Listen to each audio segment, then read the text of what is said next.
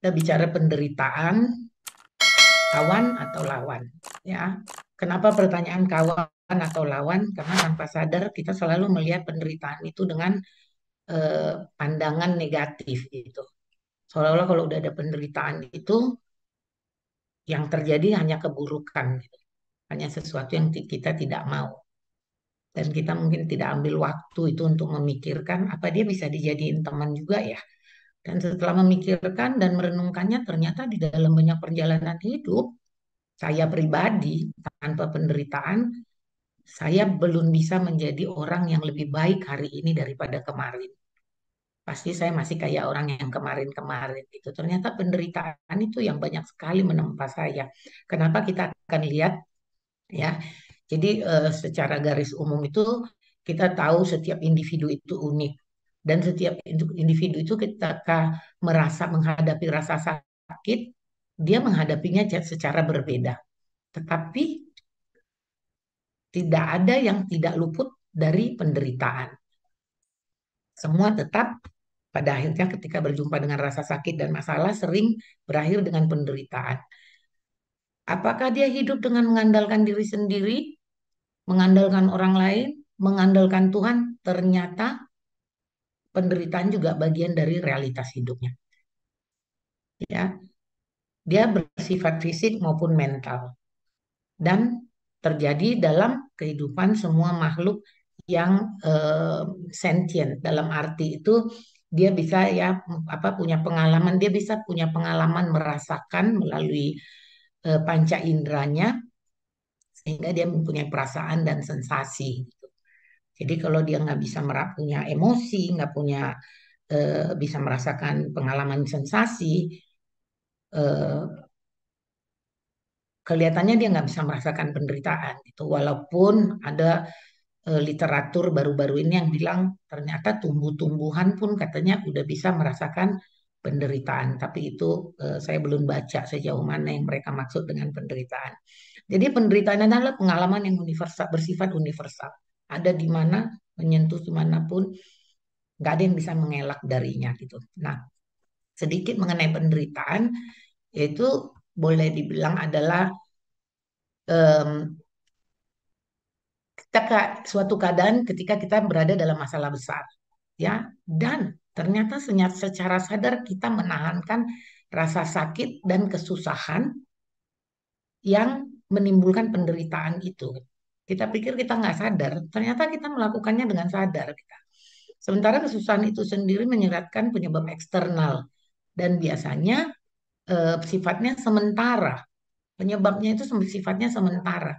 Tetapi ketika dia sudah berlalu pun penderitaan itu bisa masih terus berjalan gitu.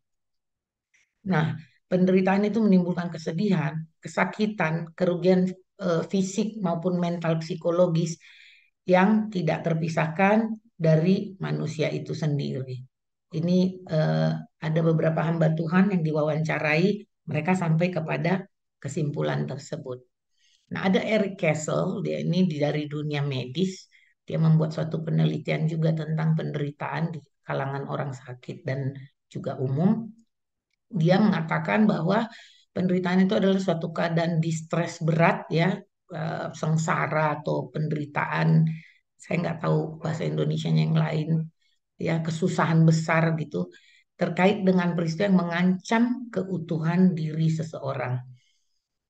Dapat terjadi dalam kaitannya dengan aspek pribadi ya, peran sosialnya kah, identifikasi kelompoknya, dengan dirinya, dengan tubuhnya, dengan hubungan keluarganya, dan semua dengan sumber apa orang-orang yang bermakna bagi pribadinya dan bahkan secara transendental. Jadi dalam ranah peran sosialnya itu semuanya terkait di situ.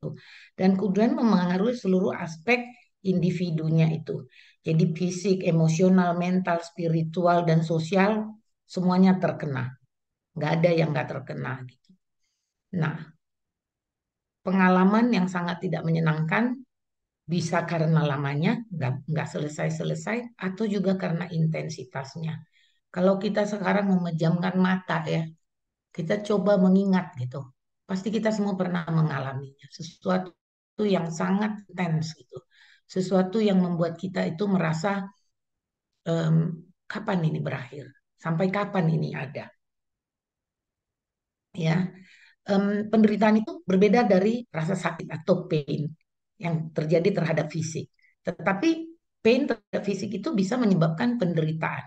Kenapa berbeda? Karena penderitaan itu dia menyentuh seluruh keberadaan manusia, baik tubuhnya, emosinya, pikiran, yang kemudian diatur oleh si penderitaan itu sedemikian rupa sampai yang bersangkutan itu jadi sulit gitu melepaskan fokusnya dari cengkeraman si penderitaan itu.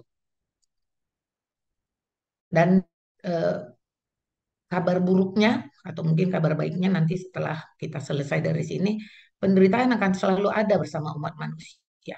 Kita nggak bisa menghindarinya dan dia akan terus menentukan isi mental kita, ya pikiran, pembuatan keputusan kita, fokus kita, bahkan keberadaan kita.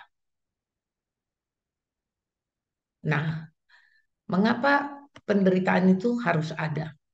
Selalu pertanyaannya, masalah utama dengan struktur sosial umat manusia ya. Jadi ini bukan menjawab pertanyaan mengapa harus ada. Tetapi kenapa kita menanyakan kenapa dia harus ada.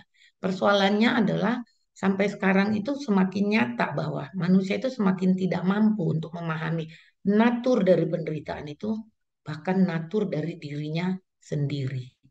Ya, kebanyakan dari kita mengaitkan penderitaan pada rasa sakit fisik atau kekurangan yang kita alami. Padahal tadi sudah dikatakan, penderitaan itu bukan sistem pikiran dan emosi yang saling terkait, jauh, jauh lebih rumit dari sekedar rasa sakit fisik. Kehilangan seseorang itu kadang-kadang jauh lebih sakit daripada sakit gigi, ya. Kalau mau membandingkannya sedemikian rupa itu, jadi nggak bisa dibayangkan gitu. Kalau kita hanya bicara penderitaan itu adalah ketika saya lapar, saya nggak bisa beli mobil, terus kita menderita gitu. Penderitaan melibatkan gabungan yang kompleks dari spiritual, mental, emosional, dan fisik. Nah, natur dan penyebab penderitaan ini juga untuk menjawabnya perlu berlembar-lembar paper atau juga pembahasannya. Kenapa? Dia sangat kompleks dan multifaset. Sudah dijelajah oleh para ahli dari segala kalangan sepanjang sejarah gitu. Tetapi secara umum, penderitaan itu tetap dirumuskan sebagai pengalaman dari rasa sakit, rasa tidak nyaman, atau dari suatu kesusahan yang besar. Penyebabnya bervariasi tergantung daripada konteksnya itu sendiri ya. Misalnya fisik maupun mental ya, apakah karena sakit penyakit, karena cedera, karena trauma, atau juga karena faktor-faktor sosial ekonomi, misalnya karena kemiskinan kita diskriminasi atau akses kita kepada sumber daya ditutup, itu semuanya bisa menyebabkan penderitaan itu. Juga berbagai tradisi spiritual dan agama gitu, karena kalau agama itu atau tradisi spiritual itu dia menjelajahi konsep penderitaan, biasanya suka mengaitkan dengan gagasan dosa atau perbuatan-perbuatan buruk kita yang di masa lalu atau keinginan, kedagingan dan sebagainya. Jadi penyebabnya itu bisa bermacam ragam. Nah, pertanyaannya lagi mengapa? Kembali ke mengapa? Mengapa kita menderita? Apa benar sebagian orang bilang karena kita nggak mampu gitu menerima momen saat ini apa adanya. Nggak bisa menjadi mindful. Kita selalu kalau dulu ya nengok ke dulu atau aduh dulu kita bagus sekali. Semuanya keadaan baik. Dulu enak ya waktu kita masih muda begini. Atau besok itu gimana ya? Apakah semua akan baik-baik aja? Kita nggak bisa mindful gitu. Nggak bisa melihat momen yang ada saat ini, di sini, dan sekarang gitu. Apa benar? Karena itu kita menderita.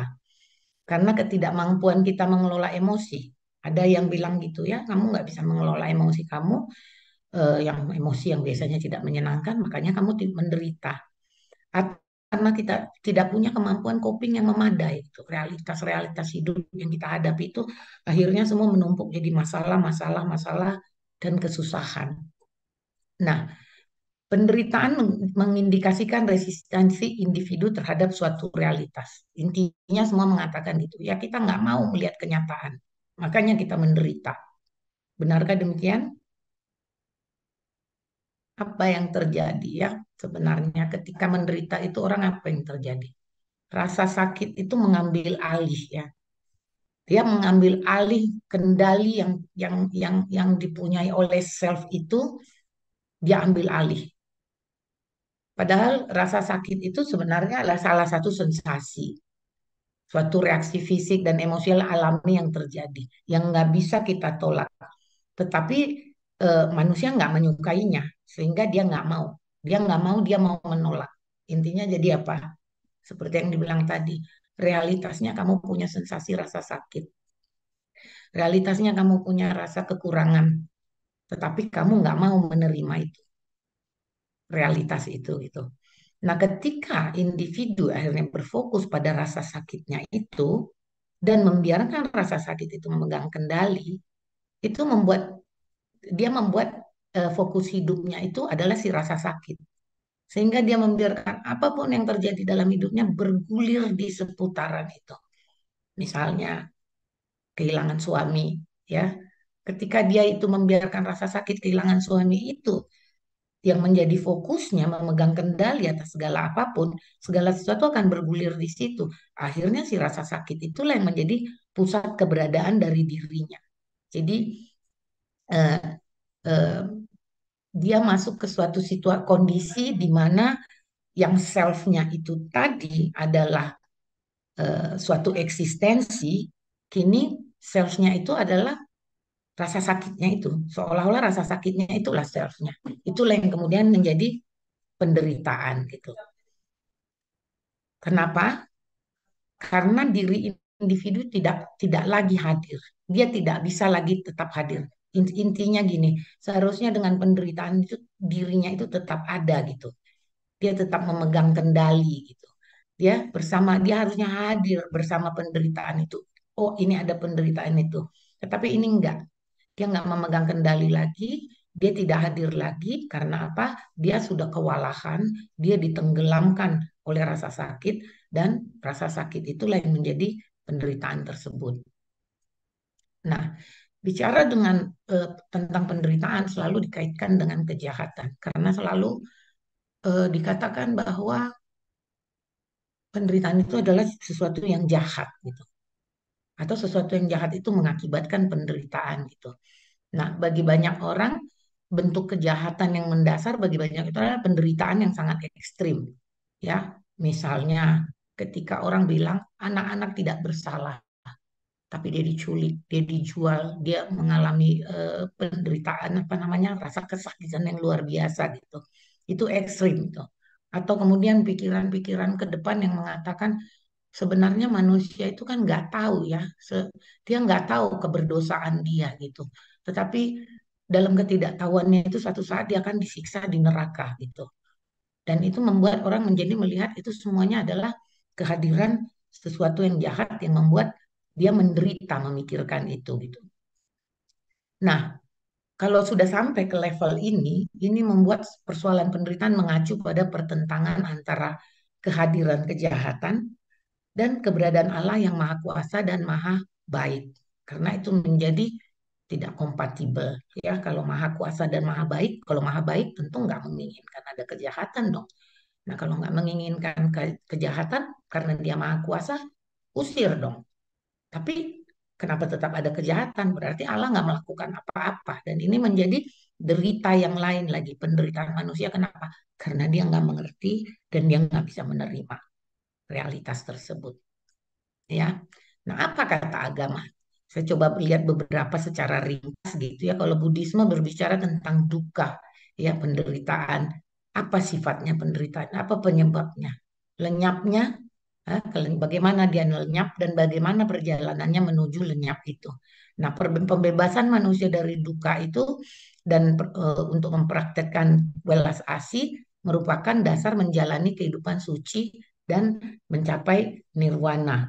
Itulah yang diinikan. Jadi kalau kita bebas dari duka dan kita bisa mempraktekkan jalan suci itu, dan apa namanya compassion itu akan menjadi dasar bagi kita untuk menuju nirwana ya. Nah, dalam dunia hasrat dan ketidaktahuan jadi merupakan akar dari penderitaan gitu. Kenapa? Karena hasrat itu mengacu kepada kenikmatan, keinginan, barang-barang material, keabadian yang sebenarnya ternyata tidak pernah dapat dipuaskan. Sehingga menginginkannya hanya dapat membawa penderitaan. Jadi kayak kecewa gitu, kayak punya pengharapan. Aku ingin punya eh, sesuatu. Aku ingin punya mobil mewah. Tetapi karena itu nggak bisa dipuaskan, dia menjadi menderita. Nah, dalam Buddhisme kalau kita bisa melepaskan diri dari keinginan tersebut, maka kita lepas dari penderitaan. Hindu berpendapat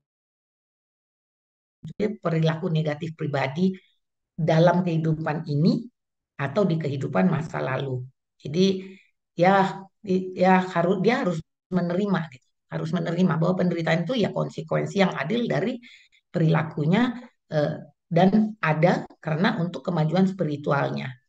Jadi jiwa atau diri yang sejati selamanya bebas dari penderitaan dapat terwujud dalam diri seseorang yang kalau dia mencapai pembebasan ya dari biasanya itu dapat dilakukan dari banyak pantangan apa sih itu namanya privasi ya, memprivasi diri gitu. Nah, kalau Islam mengatakan orang beriman menanggung penderitaan dengan harapan dan iman. Jadi selalu ditemani dengan pengharapan dan iman. Dia tidak melawan, dia tidak bertanya mengapa, dia menerimanya kenapa? Karena itu kehendak Allah dan dia mau tunduk padanya karena dia memandangnya itu sebagai ujian iman. Dan ada imannya yang mengatakan bahwa Allah nggak akan menguji kamu melebihi dari apa yang bisa kamu tanggung gitu.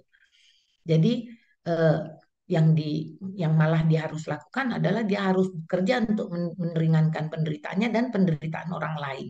Jadi karena demikian penderitaan itu juga dipandang sebagai berkah. Karena apa? Ya, kalau kita bisa meringankan penderitaan orang lain, tentu kita mendapat pahala dan dengan pahala itu akan membuat perjalanan kita ke surga juga menjadi lebih terbuka gitu. Nah, menghapuskan dosa manusia dan membersihkan jiwa mereka untuk pahala yang besar di akhirat dan bisa menghindari neraka. Yudaisme sendiri melihat penderitaan sebagai hukuman atas dosa dan ujian iman seseorang. Ini bisa kita lihat ya dengan selalu diilustrasikan dengan cerita dari Ayub ya dengan penderitaannya itu bagaimana seseorang itu diuji imannya yang pada akhirnya juga sebenarnya mereka itu selalu melihat pasti Ayub itu melakukan sesuatu yang salah gitu. Makanya diuji seperti itu gitu. Sementara kalau kekristenan tidak melihatnya seperti demikian. Nah, kalau Kristen melihat penderitaan dipandang melalui tiga aspek.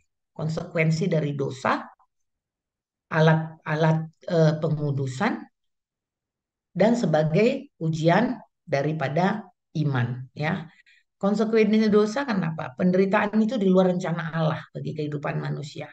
Tapi penderitaan adalah sebagai buah dari kejatuhan manusia ke dalam dosa gitu. Ya bagaimana karena dia sudah jatuh ke dalam dosa ya konsekuensinya dia menjadi harus dia melawan Allah sumber dari segala sesuatu yang baik akhirnya dia masuk ke suatu tatanan yang dimana ada kejahatan ya kejahatan ada dosa dan konsekuensi itu dia harus hidup dari di dunia yang penuh dengan penderitaan karena ya dunia ini adalah dunia yang sudah jatuh gitu. Jadi kualitasnya sudah berbeda dan eh, di dalam dunia ini bahkan penderitaan itu diharapkan Tuhan masih memberi dia pengharapan supaya bagaimanapun juga di dalam penderitaannya itu dia bisa membuat dunia yang lebih bagus gitu. Sebagai alat pengudusan, Tuhan dapat menggunakan penderitaan untuk mengembangkan diri manusia menjadi orang yang lebih baik. Orang yang dapat mengasihi dan menikmati dia selamanya. Itu ada di dalam kitab suci ya. Kenapa? Karena eh, konsepnya itu begini. Ketika orang menderita, dia lebih lebih fokus kepada dirinya, dia lebih fokus kepada Tuhannya daripada dia lebih fokus kepada hal-hal yang di luar dirinya. Jadi mungkin tadinya ada bagian-bagian dari dirinya yang dia abaikan, kemudian akan dia perhatikan dan dia ingin memperbaikinya. Jadi kalau itu yang terjadi maka dia dapat menjadi alat pengudusan. Kenapa? Karena dia akan menjadi lebih memisahkan diri dari sumber eh, penderitaan itu sendiri, yaitu dunia, yaitu sesuatu yang dianggap evil, ya, yang dianggap jahat gitu, sehingga dia menjadi bagian yang dipisahkan gitu dari kejahatan itu sendiri. Nah, apakah sebagai ujian iman itu ada Matthew Henry yang mengatakan bahwa penderitaan menguji kualitas iman melalui penderitaan eh, yang membuatnya semakin kuat. Jadi ada jenis penderitaan yang membuatnya semakin kuat, semakin bertambah dan bermultiplikasi. Dan itu semua kenapa? Karena memang ujian iman itu Allah memakainya dengan sengaja, bukan untuk bukan untuk menghancurkan manusia, tetapi untuk mengasah dia, ya, untuk membuat dia seperti emas sehingga dia semakin dimurnikan. Ini pandangan-pandangan tentang penderitaan itu. Nah, ateisme sendiri kalau udah bicara tentang penderitaan, hobinya itu ya langsung tentang bicara kejahatan. Dan itu selalu menggunakan penderitaan sebagai dasar argumen untuk membuktikan bahwa Allah yang Maha Hadir, Maha Kuasa, Maha Baik seperti dinyatakan kitab-kitab suci itu tidak ada. Jadi dia membenturkan isi kitab suci itu sendiri untuk menihilkan apa yang diklaim dari kitab suci itu sendiri tentang keberadaan Allah. Misalnya dia memakai eh, menyatakan masalah kejahatan dan penderitaan dengan format logis yang kita semua kenal baik gitu ya. Jadi dia bilang bahwa Alkitab mengatakan, ayolah mari kita iman bahwa Allah itu maha kuasa, maha baik, maha pengasih, maha pengampun. Mari kita imani, kita percaya itu. Nah, kalau dia demikian berarti Allah menginginkan kebaikan bagi manusia dan dia juga punya kuasa mewujudkannya gitu.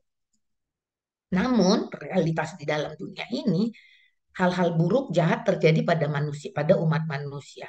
Manusia menderita karena itu semua hal-hal buruk yang terjadi itu. Dan itu tetap ada gitu. Oleh karena itu Allah tidak ada. Kenapa? Karena dia tidak melakukan apa-apa gitu. Berarti apakah dia tidak mampu? Ya, dia tidak berkuasa seperti yang dinyatakan kitab suci, atau dia tidak mau melakukan itu. Jadi dari sini sendiri mereka mengambil kesimpulan yang seperti ini. Nah, saya nggak tahu sejauh mana kaum ateis ini mendalami tentang konsep kekristenan misalnya ya, dan juga mungkin semua agama-agama Ibrahimik, bagaimana tentang adanya free will dan sebagainya itu, bagaimana mereka akan memuatkan itu dengan argumen ini. Saya kadang pengen tahu juga gitu ya. Nanti itu mungkin Ito Wajo tuh yang paling bisa nanti ngasih penjelasannya. Nah, apakah penderitaan kawan atau lawan? Jadi ada satu ini yang saya akan paparkan bukan hasil pemikiran saya hanya menyelip-nyelipkan kadang interaksi saya dengan ini, tapi ini ada suatu paper yang menurut saya sangat menarik ditulis oleh seorang Prancis gitu, orang Kanada sebenarnya tapi berbahasa Prancis ya. Jadi ingin saya melihat itu tentang tiga sikap yang berbeda dalam melihat penderitaan itu. Ya. Misalnya yang satu mengatakan bahwa eh, pen- penderitaan itu sebagai destruksi, kehancuran, penghancuran. Itu dikatakan oleh ya Emmanuel Levinas ya. Ini orang Prancis keturunan Eropa Timur kayaknya dia ini. Nah, dia mengatakan penderitaan adalah antitesis dari keberadaan manusia. Karena bukan saja dia menghancurkan kesejahteraan manusia, penderitaan itu menghilangkan kemampuan manusia untuk dapat dimengerti, bahkan untuk menjelaskan keberadaan dirinya yang menderita itu secara mental, menggunakan kognisinya, menggunakan intelijensinya. Karena penderitaan itu dia nggak bisa berfungsi seperti itu, ya. Dan penderitaan adalah negasi tertinggi dari diri manusia sebagai oknum aktif yang hidup ya eh, sebagai oknum yang punya punya free will, yang menjalani kehidupan, yang mempunyai pengalaman dan yang kemudian bertumbuh kembang, dan penderitaan itu menghilangkan hak pilihan manusia itu karena karena si penderitaan itu menjerumuskan manusia ke dalam kepasifan ekstrim, ya, yang membuatnya menjadi impoten, artinya tidak punya kuasa lagi apapun, dan dia masuk terjerumus ke dalam suatu pengabaian, ya, abandonment gitu, dan kesendirian. Jadi bayangkan gitu, manusia yang harus berelasi, manusia yang harus bertumbuh kembang, manusia yang eh, berkreasi, melakukan, yang mengambil keputusan, karena penderitaan dia nggak bisa lagi melakukan itu semua. Semua dia itu jadi eh, dinegasikan semua keberadaannya. Nah, penderitaan itu suatu power, ya, kekuatan, tapi sifatnya merusak, melumpuhkan, karena menghilangkan subjektivitas dan kemanusiaan manusia. Artinya humanity-nya manusia itu hilang, dia bukan lagi subjek, dia bukan lagi pelaku, dia direduksi seperti sudah menjadi a thing gitu, sesuatu, ya. Diintensifkan dengan cara mengikis kemanusiaan individu dalam arti moral, yaitu kapasitas kita untuk ada bagi orang lain itu pun lenyap. Kita itu udah jadi terlipat gitu, ya, karena penderitaan kita melipat diri ke dalam, yang akhirnya kita itu sering sudah disconnected gitu dari dunia yang seharusnya tempat kita bertumbuh kembang. Maka bagi Levinas, penderitaan adalah sesuatu yang sepenuhnya tidak diinginkan, asing, bahkan mengerikan, monstrous katanya, ya. Dan dia bilang penderitaan itu sendiri sih bukan kejahatan, tetapi semua kejahatan mengacu pada penderitaan. Jadi kayak suatu kulminasi, penderitaan itu satu kulminasi dari banyaknya kejahatan gitu. Ya, jadi dalam pandangan Levinas, penderitaan itu ya adalah pemusnahan, kehancuran, penghancuran gitu. Nah, ada yang melihat penderitaan itu selalu justru pemuliaan, nobility, ya, pemuliaan gitu.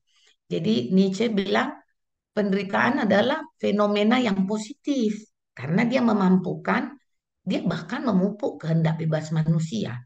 Ya, karena penderitaan itu justru manusia itu akan menjadi orang yang lebih berdaya, orang yang justru lebih bisa bebas mengambil keputusan-keputusan dan bersifat mandiri gitu. Nah, seseorang hanya dapat mengembangkan dirinya sebagai oknum, sebagai agent, sebagai orang yang punya pilihan kehendak bebas itu, atau sebagai self, jika dia bisa mengatasi rintangan yang ditimbulkan oleh penderitaan. Jadi, kalau dia bisa mengatasinya, maka dia akan thriving, ya, menjadi uh, berkembang gitu, menjadi bertumbuh pesat gitu. Nah, oleh karena itu caranya adalah penderitaan harus dilawan, harus di counter.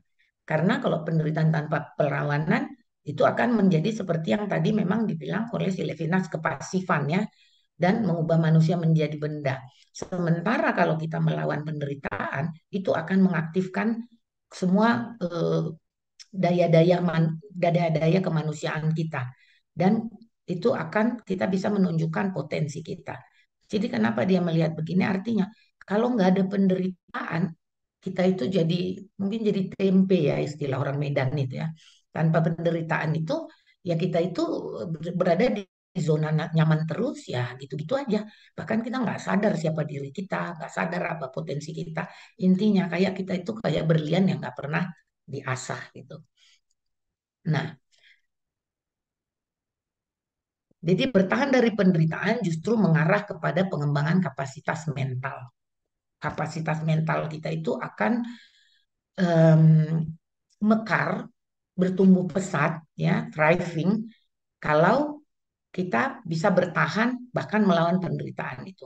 Nah, kemampuan untuk mengatasi penderitaan memungkinkan peningkatan fokus mental, dan sebagai konsekuensinya pikiran akan mencapai cakrawala yang sama sekali baru dan mampu memahami realitas dengan kejelasan yang lebih besar. Jadi Nietzsche ini udah melihatnya itu bahwasannya sesuatu yang tadinya kalau tidur itu karena ada penderitaan, maka dia akan bangkit, maka dia akan menunjukkan semua potensinya, maka disitulah semuanya yang tadinya kapasitas manusia itu yang eh, membuat dia tidak berarti, akhirnya hidup, akhirnya berkembang, akhirnya bertumbuh, dan membuat manusia itu menjadi manusia seperti yang seharusnya gitu. Nah, hidup tanpa penderitaan mengurangi kemampuan mental. Hidup menjadi semacam fantasi, di mana manusia melayang dalam kenyamanan dan kehilangan kontak dengan dirinya sendiri dan dunia. Jadi kita seolah-olah hidup nanti dalam mimpi yang menyenangkan. Namun sebenarnya kita hidup tertipu ya. Dan hanya penderitaan yang dapat membangunkan kita dari keadaan tanpa pikiran itu. Saya suka memerhatikan orang-orang ya di sekeliling saya itu, dan saya suka tergugah gitu memikirkan. Kadang-kadang saya merasa kalau eh, melihat bagaimana mereka tidak mengenal diri mereka sendiri, tidak mengenal anggota keluarga mereka sendiri, tidak tidak aware dengan lingkungannya itu. Kadang-kadang saya dalam hati berpikir kok saya kayak bilang berada di tengah-tengah zombie gitu. Yang orang-orang yang benar-benar saya nggak tahu apa yang mereka asup ke jiwanya itu. Kenapa? Mereka punya mobil, mereka happy. Mereka nggak pernah mempertanyakan kenapa mereka harus punya mobil mewah 10 biji, 20 biji. Saya nggak ngerti kenapa mereka harus punya jam tangan yang harganya 15 juta, 16 juta. Sementara ketika ya mungkin yang mereknya apa sih namanya iPhone atau apa iWatch ya. Tapi suatu saat saya melihat mereka sendiri nggak bisa membedakan iWatch yang asli daripada yang buatan Cina yang harganya 100 ribu. Kenapa? Saya mendengar pembicaraan mereka yang bilang, dari mana uang anak itu ya bisa pakai iWatch gitu. Kebetulan jamnya dari saya gitu. Terus saya bilang, itu bukan iWatch gitu. Tapi terus pertanyaan saya bilang, kamu pakai iWatch itu harga belasan juta, kamu nggak tahu bedanya ya sama yang harga 100 ribu gitu. Nah itu kan jadi pertanyaan dalam diri kita, sebenarnya what's the point gitu, menempel-nempelkan ke badan kita benda-benda yang membuat kita begitu menderita nyari uang, tapi sebenarnya kita nggak membawa kita kemana-mana. Jadi inilah yang sering ya, kenapa saya bilang tadi, ternyata setelah merenungkan begitu lama, saya melihat bahwa diri saya menjadi diri saya yang sekarang ini, yang saya lebih happy melihat diri saya yang sekarang ini daripada yang dulu. Kenapa? Karena saya melihat oh, diri yang sekarang ini jauh lebih baik, jauh lebih lebih manusiawi daripada yang dulu. Tapi ternyata yang mengasah itu adalah penderitaan itu. Kenapa? Karena melalui penderitaan-penderitaan yang dialami itu, saya jadi bisa melihat kebaikan manusia. Saya jadi bisa melihat kebaikan Tuhan. Saya bahkan jadi bisa melihat kebaikan yang ada di hadapan saya di dunia ini. Yang dulu berlalu begitu aja, nggak penting. Ya kan? Tapi ternyata akhirnya jadi bisa kita mengucap syukur untuk hal-hal yang kecil-kecil yang dulu bahkan nggak kita perhatikan keberadaannya. Nah, penderitaan menonaktifkan manusia dari selalu memberi alasan. Ya, kita selalu memberi alasan untuk ngapa-ngapain gitu. Karena penderitaan meningkatkan kemampuan reflektif manusia.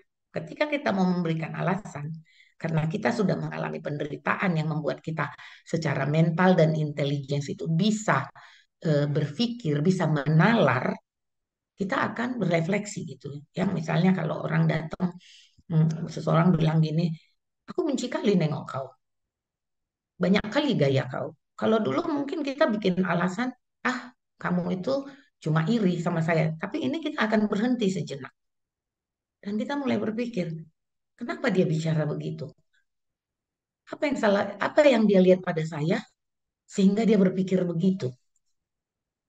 Dan ketika kita tahu pikirannya itu nggak benar, apa yang ada pada diri dia sampai dia berpikiran terbalik dari yang sebenarnya dia lihat gitu. Jadi kita nggak memberi alasan lagi bahwa kita harus membela diri itu ketika orang menuduh sesuatu gitu. Kenapa? Ya, karena kita sudah mempunyai kemampuan menalar dan juga berefleksi ya. Nah, melalui penderitaan seseorang mencapai meta level katanya Nietzsche ini ya, untuk mengamati akar dari pikirannya.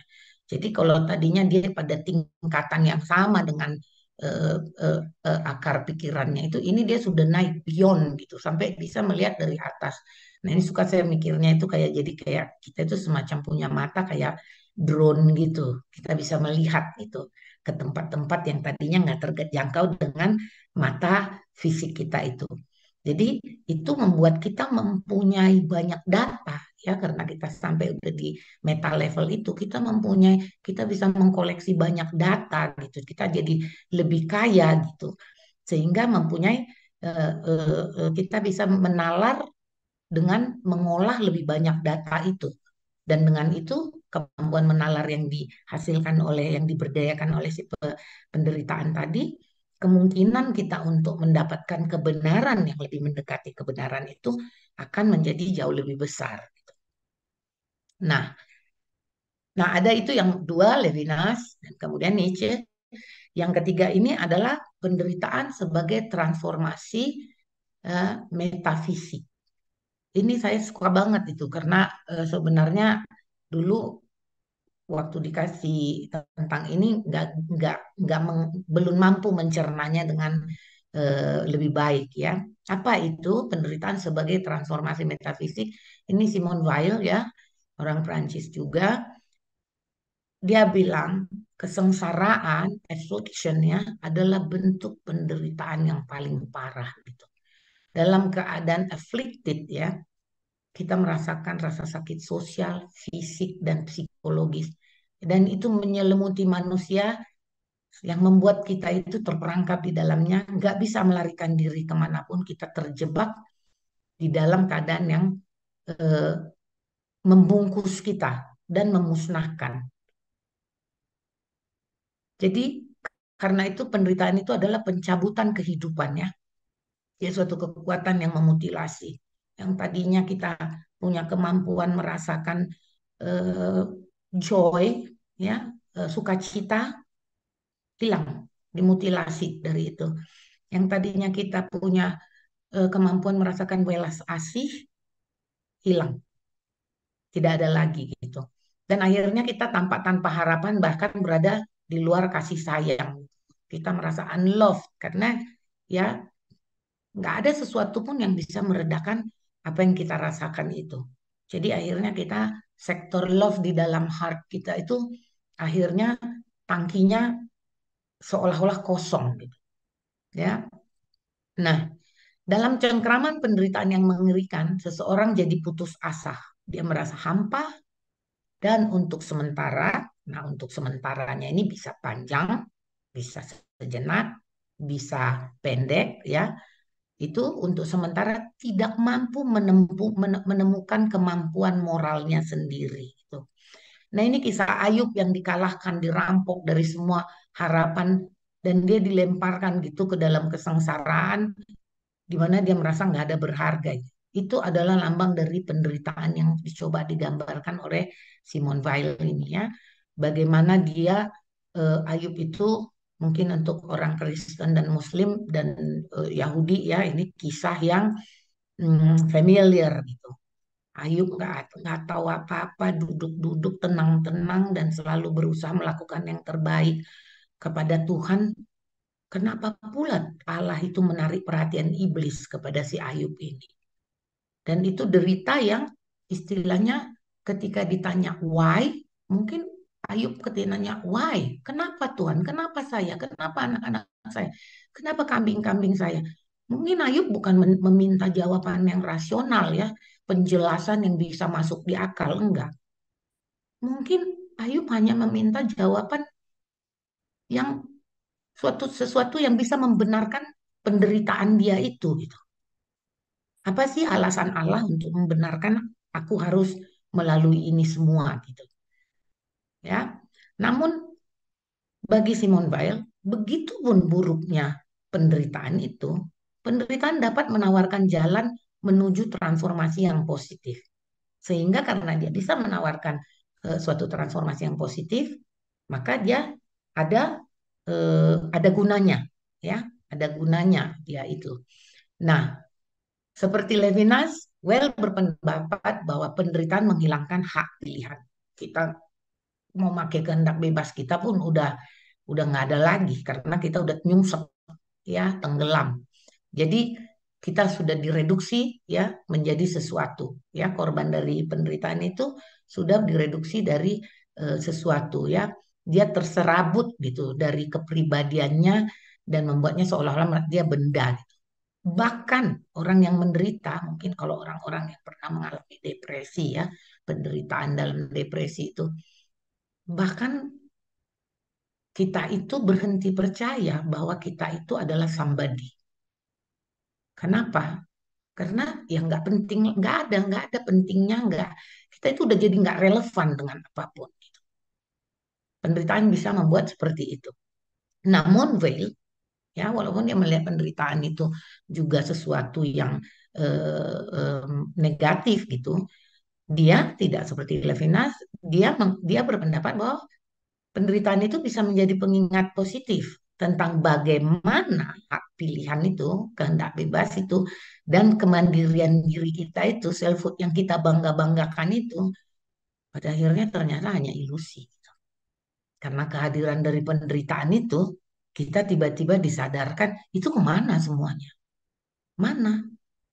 Ternyata dia bisa nggak ada gitu. Dia bisa lenyap gitu. Kenapa? Ya karena pada dasarnya kita udah nggak punya pegangan lagi. Dan ini juga penderitaan itu menjadi pengingat positif bahwa kita sebagai manusia, sebagai makhluk, sebagai ciptaan, kita terikat oleh hukum kausalitas. Jadi kita nggak bisa suka-suka kita, gitu. Walaupun kita membanggakan eh, apa namanya free will kita, kemandirian kita, yang kemandirian diri kita, kita nggak boleh lupa bahwa ada hukum sebab akibat gitu. Nah, eh, dia juga oleh karena itu dia bilang kehilangan hak pilihan dan kemandirian diri tidak harus dibaca secara negatif, ya, tapi ia harus dilihat sebagai suatu kehadirannya, ya, suatu realisasi metafisika yang menunjukkan bahwa manusia bukanlah oknum otonom dengan kehendak bebas yang mampu menciptakan diri sendiri dan mempunyai subjektivitas yang independen gitu. Tetapi dia adalah makhluk yang bahkan sebelumnya sudah ditentukan oleh dunia di sekelilingnya, gitu, environmentnya. Bahwasanya dia jadi dirinya itu, bagaimana dirinya pada saat itu nggak lepas dari pembentukan yang dipengaruhi oleh apa yang ada di sekelilingnya. Nah, penderitaan memaksa manusia untuk memperhatikan bagaimana si diri tadi, self itu sebagai suatu kecerdasan, ya. Jadi kecerdasan yang bagaimana penderitaan itu mengajarkan pada dia bahwa saya itu sebenarnya bukan apa-apa, gitu. Saya itu sebenarnya bukan apa-apa. Dan dalam pengalaman hidup yang saya lihat, transformasi itu terjadi dimulai dari humility, ya, kerendahan hati. Ketika kita sadar bahwa kita itu debu, kita itu bukan apa-apa, segala macam pintu terbuka gitu untuk kita naik menjadi lebih baik, manusia yang lebih baik lagi, ya. Jadi di balik ilusi kemandirian itu, kemandirian diri itu dan free will itu ada kekosongan. Dan kekosongan itu yang tadinya ketika kita berada di zona nyaman kita itu, kekosongan itu mungkin ada secara unconscious pun kita menyadarinya, tetapi kita sendiri menolaknya. Kita menyangkalinya, gitu. Tetapi penderitaan datang dan dia mengajar kita untuk mengakuinya. Mula-mula kita mengenalinya. Oh ya, kamu di situ. Dan akhirnya karena kita udah nggak jadi apa-apa, kita mengakuinya. Nah, bagi Levinas, hilangnya kemandirian diri self itu menandakan keputusasaan total, ya. Tapi bagi Simone Weil, kehilangan tersebut dinaungi oleh harapan dan kemungkinan. Inilah dua titik pandang yang berbeda dari dua orang ini, ya. Bagaimana dia melihatnya itu eh, ada ada harapan di situ bahwa Weil tidak melihat itu sebagai sesuatu yang berdiri sendiri gitu. Kenapa? Karena eh, melalui penderitaan itu hilangnya kemandirian selfhood dan kekosongan yang mengikutinya itu, ya meskipun menyakitkan, dia memfasilitasi suatu pewujudan transendental dengan cara yang memungkinkan orang menjadi lebih memerhatikan dunia di sekelilingnya. Jadi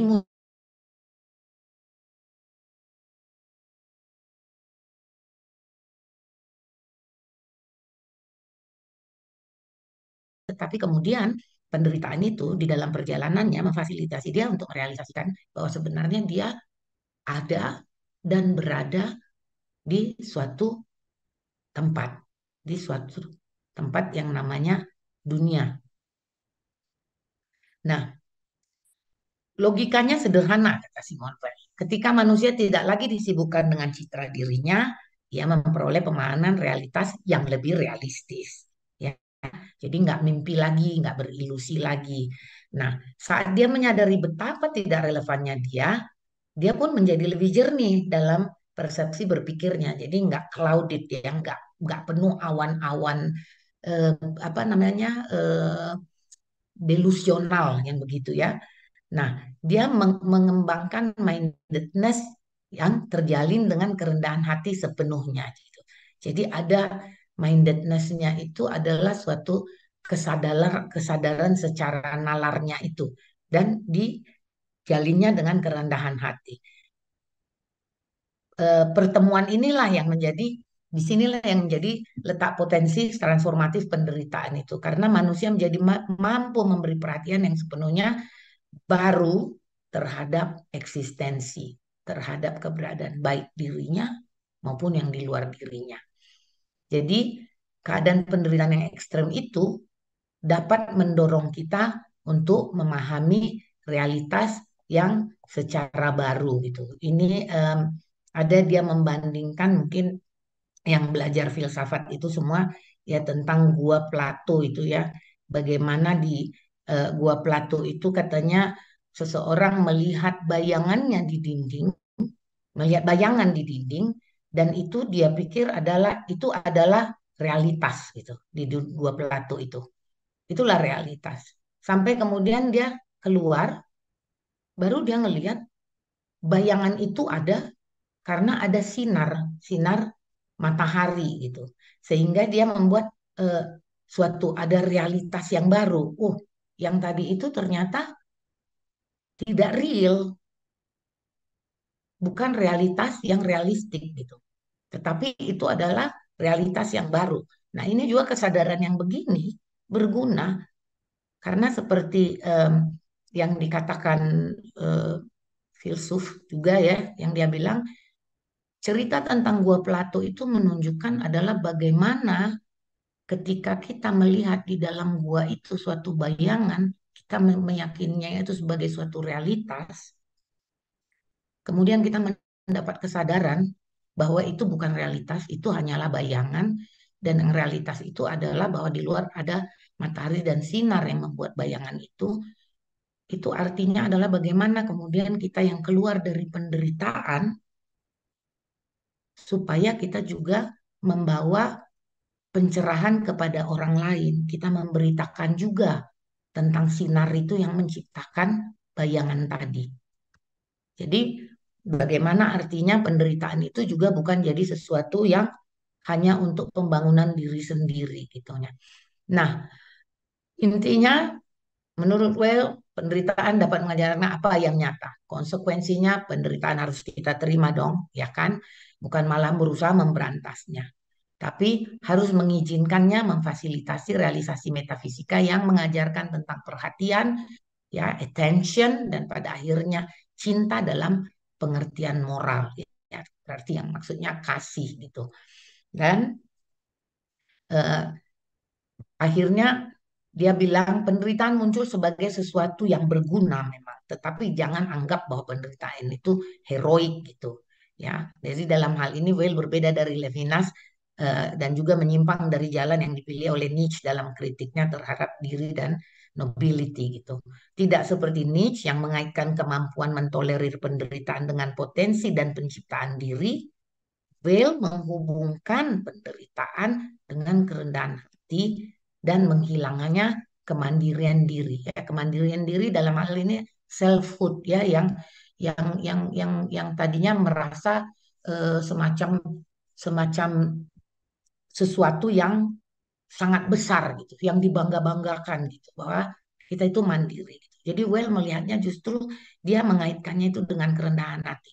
Penderitaan itu akan menjadi sesuatu yang mentransformatif kalau dia disertai dengan kerendahan hati, dan kemandirian diri itu menjadi mungkin bukan lenyap ya, bukan hilang, tapi mengecil gitu, menciut gitu. Jadi dia bukan dia lagi yang predominan gitu di dalam keberadaan manusia gitu. Dengan demikian Nietzsche dan Well berdiri berseberangan ya dalam pemahaman mereka tentang apa yang dimampukan oleh penderitaan. Ya, Nietzsche mengklaim penderitaan memungkinkan pembaruan diri, sementara Well mengatakan bahwa penderitaan juga justru mendukung unselfing. Ya, unselfing itu artinya apa? Membangun diri juga itu, tapi pembangunan suatu diri yang tidak lagi punya pamrih, yang tidak selalu bersandar sama pamrih. Nah, dalam narasi duel, penderitaan adalah katalisator positif untuk transformasi. Dia memungkinkan kita menjadi tidak menonjolkan diri daripada heroik dan bersifat lebih heroik, dan dengan demikian mencapai hubungan dengan realitas yang ada. Jadi penderitaan yang datang ke kehidupan manusia itu yang tadinya dipenuhi ilusi, dibutakan, diarahkan sendiri, membimbing kita ke pemahaman yang lebih penuh, ya lebih whole, lebih holistik gitu, dan lebih bermakna dari diri kita sendiri, realitas dan yang bahkan transenden gitu. Nah, ditinjau dari sudut pandang moralitas, penderitaan itu sendiri bukanlah suatu kejahatan, tetapi dapat menjadi akibat dari kejahatan itu sendiri. Dengan demikian, penderitaan bisa menjadi bentuk penebusan yang bahkan jika dipicu olehnya, kita jadi bisa mendapat pembebasan ya.